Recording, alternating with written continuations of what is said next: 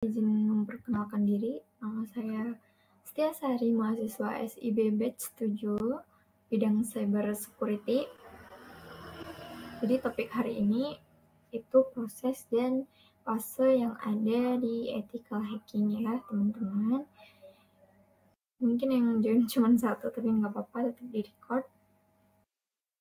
Untuk teman-teman yang udah daftar dan nggak bisa join hari ini, mungkin bisa dilihat di YouTube, bisa AI. Langsung saja kita ke materi. Nah, proses dari ethical hacking itu ada apa aja sih? Jadi yang pertama ada penyusunan rencana, terus penentuan waktu dan dampak serangan, pemilihan alat, pelaksanaan rencana, evaluasi hasil, dan juga langkah lanjutan. Kita bahas satu-satu. Yang pertama nih, ada penyusunan rencana. Jadi proses ethical hacking ini seperti proyek IT yang lainnya, perencanaan selalu harus dilakukan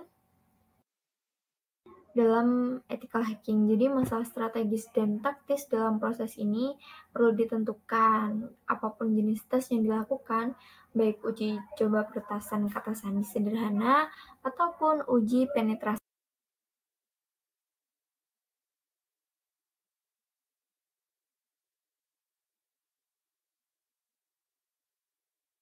Baik, kita lanjut untuk penyusunan rencana. Jadi, persetujuan harus didapatkan sebelum proses ethical hacking dimulai. Jadi, segala tindakan yang dilakukan harus diketahui dan terlihat oleh pemilik sistem. Langkah pertama adalah mendapatkan dukungan resmi dari pihak terkait seperti eksekutif, manajer, ataupun bahkan diri sendiri jika bertindak sebagai bos atau atasan ya yang dimaksud. Dengan demikian, ada seseorang yang bisa mendukung dan menyetujui rencana secara resmi, sehingga risiko pembatalan atau penghentian proyek karena kurangnya izin dapat dihindari. Lalu, jika pengujian dilakukan di kantor, memo izin dari atasan akan dibutuhkan. Jika pengujian dilakukan untuk pelanggan, kontrak tertulis yang menunjukkan persetujuan pelanggan juga harus diperoleh. Jadi persetujuan tertulis ini penting agar usaha dan waktu yang dikeluarkan tidak sia-sia dan untuk menghindari resiko hukum ya. Serta rencana yang mendetail perlu disusun karena kesalahan kecil dapat menyebabkan sistem mengalami crash. Rencana yang jelas harus mencakup informasi seperti sistem apa aja nih yang akan diuji, terus resiko yang terlibat, waktu pelaksanaan tes dan durasinya, metode yang digunakan dalam pengujian, tingkat pemahaman tentang sistem yang diuji, lalu tindakan yang akan dilakukan jika kerentanan utama ditemukan. Yang terakhir adalah hasil akhir seperti laporan penilaian, keamanan, dan langkah-langkah yang perlu diterapkan untuk mengatasi kerentanan. Jadi pengujian selalu dimulai pada sistem yang paling rentan dan kritis ya, misalnya serangan rekayasa sosial atau pengujian kata sandi komputer disarankan dilakukan terlebih dahulu sebelum lanjut ke masalah yang lebih detail. Jadi rencana cadangan juga harus disiapkan untuk menghadapi kemungkinan kesalahan seperti firewall yang bisa nonaktif saat diuji ataupun web application yang bisa berhenti sementara. Kita lanjut ke yang kedua, proses yang kedua ada penentuan waktu dan dampak serangan nih. Jadi dampak dari serangan yang direncanakan terhadap sistem kan ethical hacking ini intinya direncanakan untuk mengetes tapi bukan hanya sekedar tes sistem tapi juga manajemen risiko ya teman-teman. Kita balik lagi ke penentuan waktu dan dampak serangan. Dampak dari serangan yang direncanakan terhadap sistem dan organisasi perlu diperhitungkan. Waktu pengujian juga harus diperhatikan, apakah lebih baik dilakukan pada jam kerja ataupun di luar jam kerja agar tidak mengganggu aktivitas. Jadi diperlukan pendekatan serangan yang tidak terbatas waktu, karena protes tidak dibatasi oleh waktu tertentu ya teman-teman. Mohon maaf kalau sedikit bisingnya ini karena lumayan di pinggir jalan banget. Lanjut kita ke proses selanjutnya. Ada pemilihan alat nih. Pemilihan alat atau tools ya. Biasanya di IT bilangnya tools. Pemilihan tools ini. Jadi pemilihan tools yang tepat diperlukan untuk menyelesaikan tugas ethical hacking. Namun penggunaan alat nggak menjamin nih semua kerentanan dalam sistem dapat ditemukan. Sebagian besar alat pengujian keamanan dapat menghasilkan hasil negatif dan positif, palsu atau fake ya. Jadi tools tertentu hanya berfokus pada jenis tes tertentu, sehingga tidak ada satu alat pun yang bisa memenuhi semua kebutuhan. Misal kayak all in one gitu, kayaknya belum ada yang mungkin teman-teman. Beberapa toolsnya yang sering digunakan ini meliputi Nmap untuk pemetaan jaringan. Mungkin dari teman-teman ada yang ikut webinar saya kemarin, itu ada pembahasan tools, jenis hacker, terus keterampilan yang harus diiniin sama ethical hacker, harus dipunyai oleh ethical hacker, dan beberapa dan pengenalan ethical hacking tuh seperti apa. Kalau misalnya nggak ikut yang kemarin, it's okay, bisa dilihat di YouTube bisa ya. Mungkin munculnya akan H+ seminggu. Ada di kontennya kok, insya Allah. Lanjut ke Superscan. Untuk tools yang lain yang biasanya sering digunakan ada Superscan juga untuk pemindaian port umum. Lalu Web Inspect untuk analisis mendalam aplikasi web atau web application. Dan LoanGuard untuk pemindaian keamanan jaringan. Itu beberapa tools yang sering digunakan ya, tapi ada lagi lebih banyak tools yang untuk ethical hacking. Jadi saran dari para ethical hacking ini biasanya dapat dimanfaatkan dari forum online dan dijadikan referensi untuk pemilihan tools terbaik. Jadi kita bisa ada ini, biasanya ada komunitasnya sih atau forum-forum online apa gitu, saling diskusi, sharing gitu. Lanjut proses apa lagi? Pelaksanaan rencana. Nah, jadi saat melaksanakan rencana nih, kita kan udah punya rencana tadi di awal. Kesabaran dan kehati-hatian diperlukan ya. Langkah-langkah keamanan perlu diambil, terutama dalam menjaga kerahasiaan dan ketenangan selama proses pengujian. Penyimpanan dan transmisi hasil tes sebaiknya dilakukan dengan privasi yang tinggi, jadi file dan email sebaiknya dienkripsi atau minimal dilindungi oleh kata sandi. Lanjut kita ke proses selanjutnya. Ada evaluasi hasil. Untuk evaluasi hasil, jadi evaluasi hasil tes ini dilakukan untuk mengidentifikasi kerentanan pada sistem yang ditemukan. Pengalaman berperan penting dalam mengenali pola dan mengetahui sistem dengan lebih baik. Nah, setelah itu dibuatin ya laporan formal yang perlu diserahkan kepada pelanggan atau manajemen yang atasan itu tadi, yang berisi hasil dari pengujian kita sebagai ethical hacking. Ada lagi prosesnya. Nah, ini proses yang terakhir. Jadi proses yang terakhir ini ada langkah lanjutan. Setelah kita tes pakai ethical hacking tadi, ngetes tadi, selesai, ini dianalisis dan rekomendasi untuk pelanggan ataupun dari perusahaan atau dari tempat kita kerja ini perlu diberikan kepada atasan atau pelanggan tadi ya, untuk memastikan keamanan sistem nih gimana.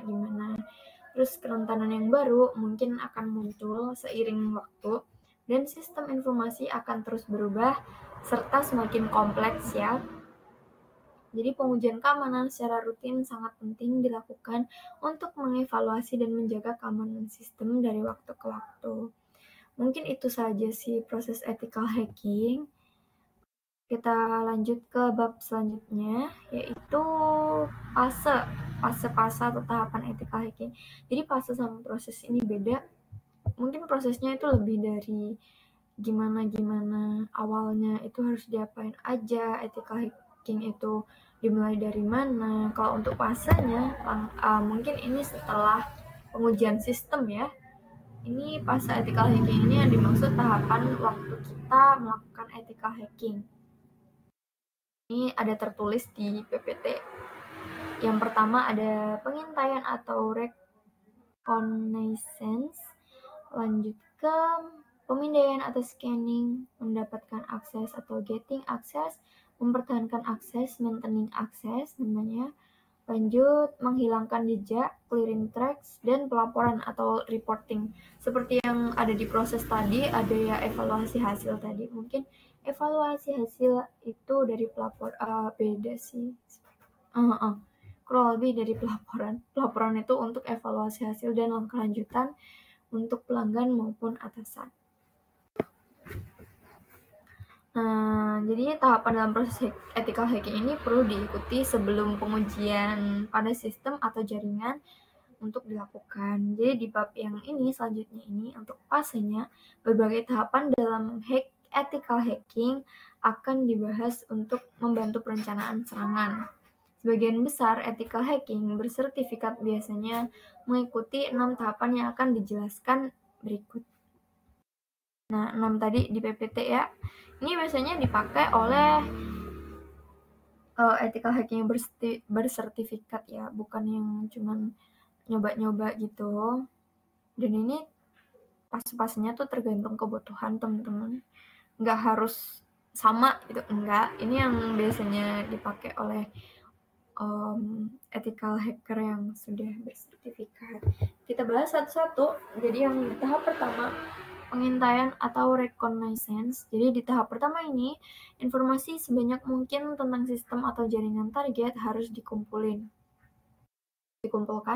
Jadi informasi yang biasanya dikumpulkan adalah tentang host, terus jaringan, lalu orang-orang yang ada di dalamnya. Jadi pengintaian ini dapat dilakukan melalui dua jenis metode. Ada pengintaian aktif yang artinya interaksi langsung dengan sistem atau komputer target dilakukan untuk mendapatkan informasi. Jadi tools seperti Nmap ini digunakan untuk memindai jaringan atau sistem pada pengintaian aktif. Lalu ada pengintaian pasif. Jadi informasi ini dikumpulkan tanpa melakukan interaksi langsung dengan jaringan. Jadi dengan cara mengumpulkan data dari situs web, media sosial, maupun sumber-sumber yang lain. Kita lanjut ke fase atau tahapan yang kedua. Ada pemindaian atau scanning. Scanning ini, jadi di tahap ini sistem target harus diperiksa nih untuk menemukan kerentanan yang mana yang dapat dieksploitasi. Jadi biasanya pengintaian ini menggunakan tools seperti Nextpost, Nessus, dan juga Nmap juga bisa. Jadi biasanya digunakan dalam proses pemindaian ini.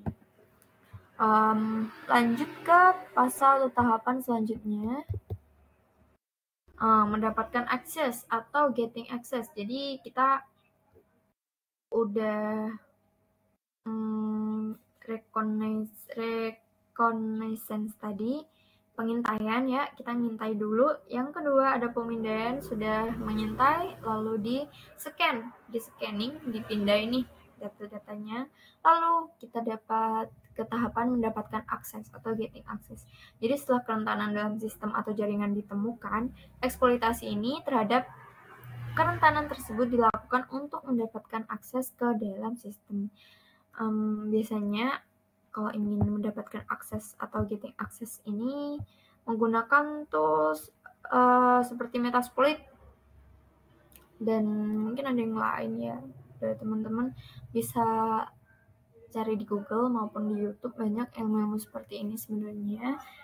Tapi saya akan menyampaikan secara singkat-singkat aja biar kita tahu nih gimana sih sebenarnya cara kerjanya. Lanjut ke mempertahankan akses. Jadi yang keempat, setelah pengintaian, reconnaissance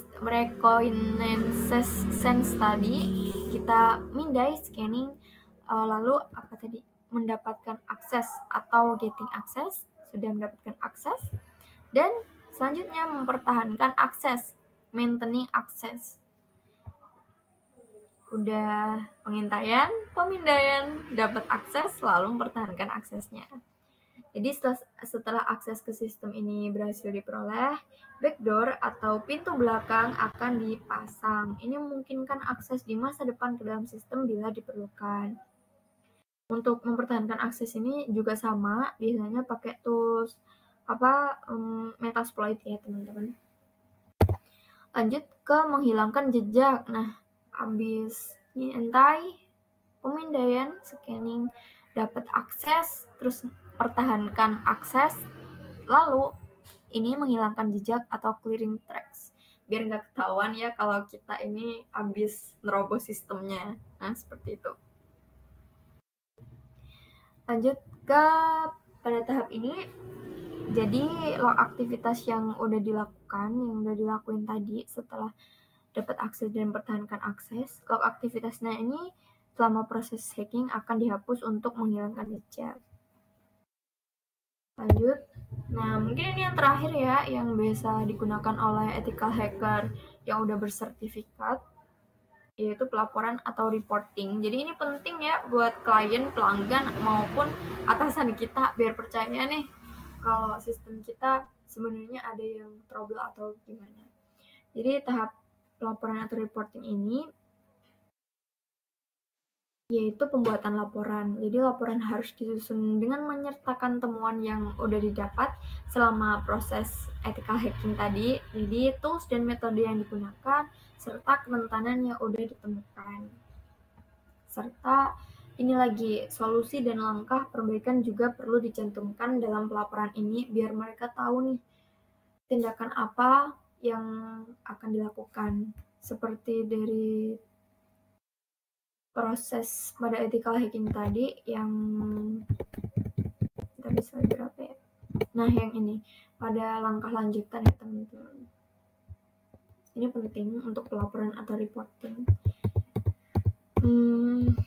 Jadi untuk penting untuk dicatat bahwa tahapan ini tuh nggak bersifat kaku ya, tahapan atau fasenya nggak harus 6 tadi, nggak harus pengintaian, terus pemindaian, dapat akses, terus mempertahankan,